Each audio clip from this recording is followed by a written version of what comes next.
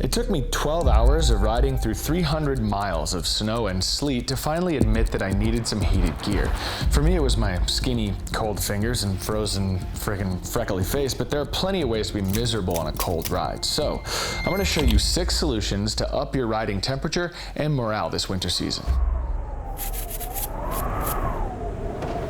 Cold hands are weak and slower to react, which is an added risk when the road conditions are sketchy enough. So, to take the edge off, my first try was to install a pair of these universal grip heaters from RSI.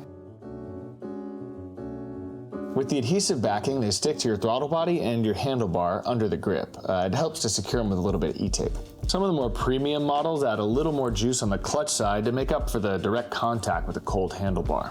This kit was cheap because it didn't come with a control unit or any additional hardware to connect it directly to the battery. These wires are just hooked up to a spare power line that most DRs have in the stock harness behind the headlight. So I got a latching 12-volt switch with an LED indicator from Amazon. I wired the high and low elements together, so it's simple. It's full power or nothing.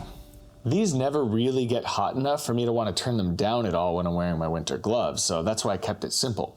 But this setup lets us have heated grips and try different grips. Just remember that foam and silicone block heat, so it's best to stick with rubber. But if you really want to feel the heat, the answer isn't grip heaters, it's heated grips like these. These are Oxford's heaters in the adventure grip pattern, which once installed you're stuck with, and bear in mind they're a lot thicker than normal grips, so like an NBA trophy wife, you're committed to significant girth. We've got them mounted on my buddy Craig's T7 here, and they are hot. It's 2 degrees right now, and I'm going about 80K with handguards blocking a bit of the wind, and 100% power is way too much. The Oxford kit includes a controller with 5 settings. They include a mounting bracket, but you can stick it pretty much anywhere with good double-sided tape. This setup is effective, durable, and affordable. And while there are higher-end models with lower profiles and bike-specific connections, these middle-of-the-road glue-on ADV grips get the job done dependably for only $140. Plus, they draw under 4 amps at the most and have an auto shut-off feature even when wired directly to the battery. But again, we're really just taking the edge off here. Grip heaters, heated grips, they're only gonna warm your palm, and most winter gloves have insulation in that area. So, I find when it's really cold, I grab a set of heated gloves.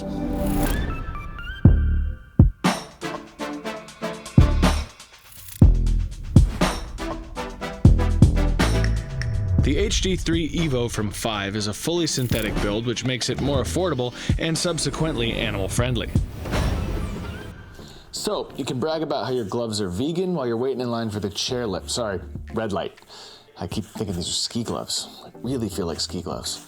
The liner and insulation are well anchored. There's no notable slip on the grips. It's 5's own waterproof breathable membrane called DryTech.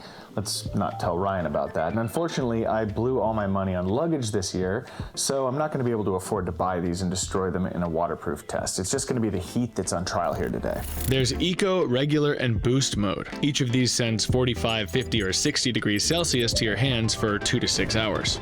These are size extra large and they fit my hands almost perfectly.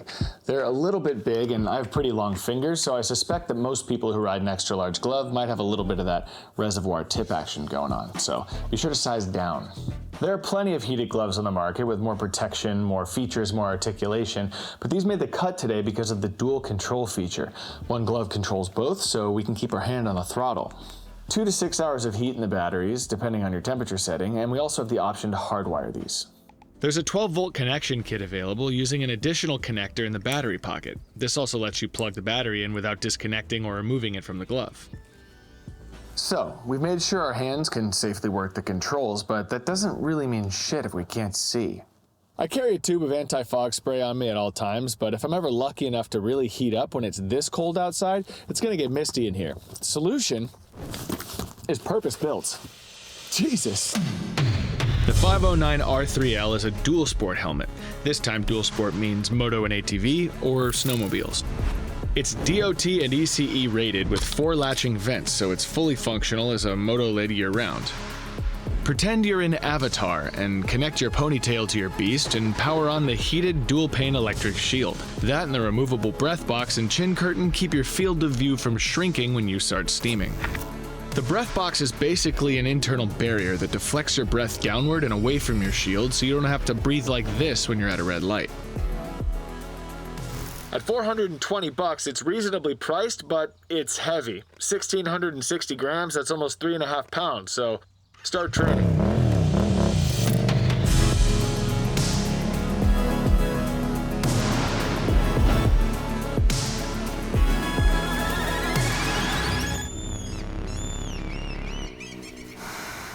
If you're wondering how we're getting our riding shots these days, it's still with Insta360's X3.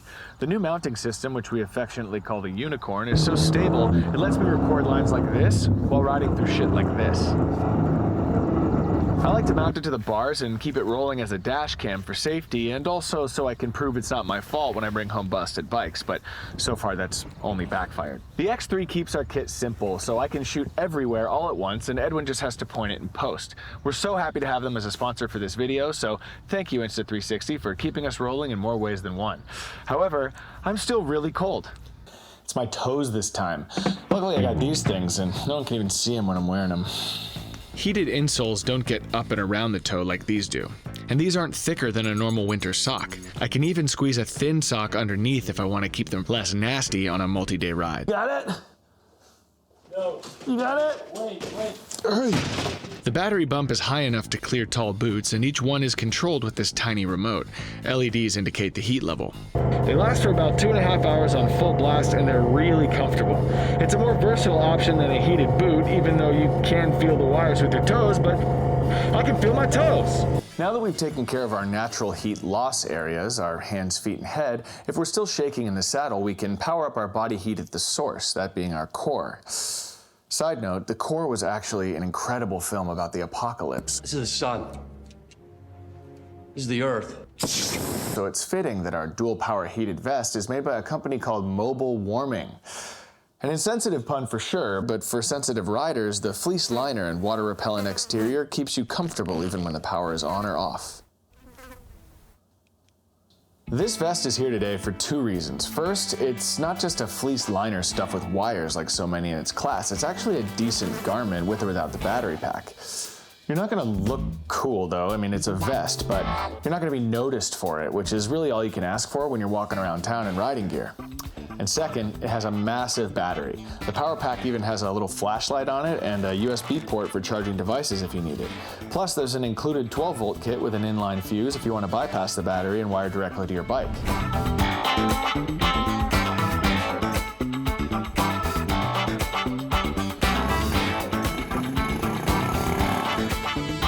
With all of today's subjects, it's kind of like investing in a nice coffee machine or experiencing true level. Once you've had it, life sucks without it. So if you're planning on ordering anything off of this list, you've been warned. Thanks for watching.